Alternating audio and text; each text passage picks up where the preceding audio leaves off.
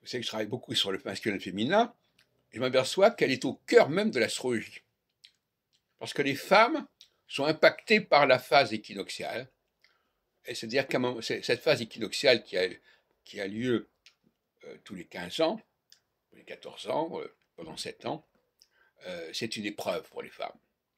C'est là que c'est l'heure de vérité.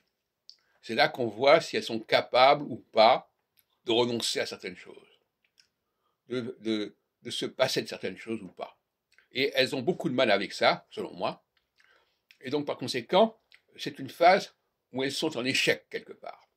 Elles ne sont pas à la hauteur. La phase équinoxiale fait que les femmes ne sont pas à la hauteur.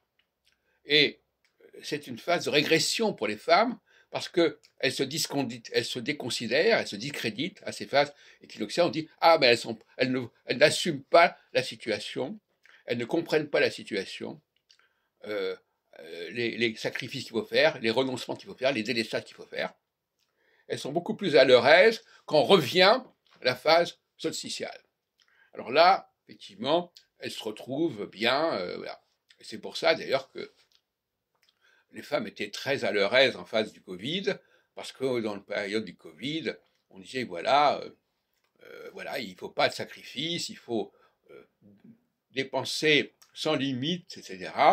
Et on pensait beaucoup justement aux conditions sanitaires qui illustrent beaucoup les femmes, où les femmes sont très présentes dans tout le monde hospitalier, etc., où il fallait à 20 heures les célébrer.